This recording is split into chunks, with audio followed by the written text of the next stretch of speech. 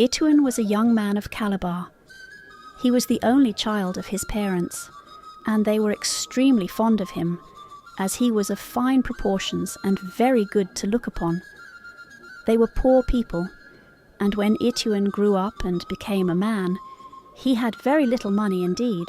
In fact, he had so little food that every day it was his custom to go to the market carrying an empty bag, into which he used to put anything eatable he could find after the market was over. At this time, Ophiong was king. He was an old man, but he had plenty of wives. One of these women, named Atem, was quite young and very good-looking. She did not like her old husband, but wished for a young and handsome husband. She therefore told her servant to go round the town and the market to try and find such a man, and to bring him at night by the side door to her house, and she herself would let him in, and would take care that her husband did not discover him. That day the servant went all round the town, but failed to find any young man good-looking enough. She was just returning to report her ill success when, on passing through the marketplace, she saw Ituin picking up the remains of corn and other things which had been left on the ground. She was immediately struck with his fine appearance and strength, and saw that he was just the man to make a proper lover for her mistress. So she went up to him and said that the queen had sent for him, as she was so taken with his good looks. At first Ituin was frightened and refused to go, as he knew that if the king discovered him he would be killed. However, after much persuasion, he consented and agreed to go to the queen's side door when it was dark. When night came, he went with great fear and trembling, and knocked very softly at the queen's door. The door was opened at once by the queen herself, who was dressed in all her best clothes, and had many necklaces, beads, and anklets on. Directly she saw Ituin, she fell in love with him at once, and praised his good looks and his shapely limbs. She then told her servant to bring water and clothes, and after he had had a good wash and put on a clean cloth, he rejoined the queen. She hid him in her house all the night. In the morning, when he wished to go, she would not let him, but, although it was very dangerous, she hid him in the house and secretly conveyed food and clothes to him.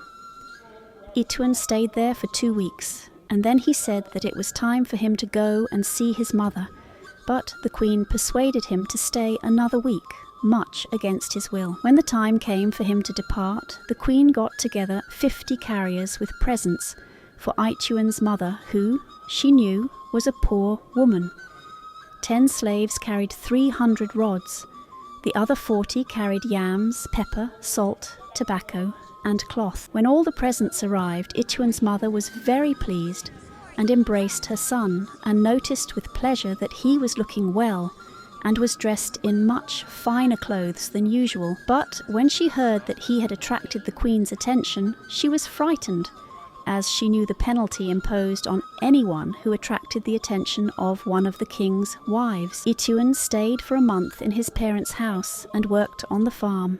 But the queen could not be without her lover any longer, so she sent for him to go to her at once. Ituin went again, and, as before, arrived at night, when the queen was delighted to see him again. In the middle of the night, some of the king's servants, who had been told the story by the slaves who had carried the presents to Ituin's mother, came into the queen's room and surprised her there with Ituin. They hastened to the king and told him what they had seen. Ituin was then made a prisoner, and the king sent out to all his people to attend at the palaver house to hear the case tried. He also ordered 8 Egbos to attend armed with machetes. When the case was tried, Ituin was found guilty, and the king told the 8 Egbo men to take him into the bush and deal with him according to native custom. The Egbos then took Ituin into the bush and tied him up to a tree. Then with a sharp knife they cut off his lower jaw and carried it to the king. When the queen heard the fate of her lover, she was very sad and cried for 3 days.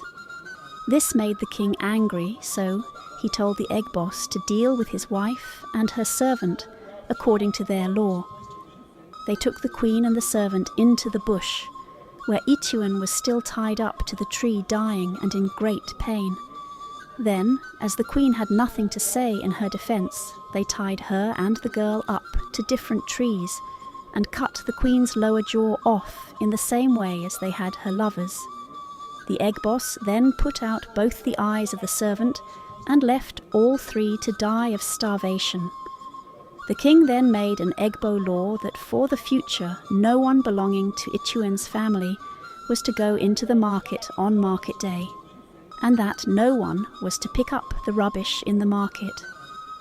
The king made an exception to the law in favour of the vulture and the dog, who were not considered very fine people and would not be likely to run off with one of the king's wives, and that is why you still find vultures and dogs doing scavenger in the marketplaces even at the present time.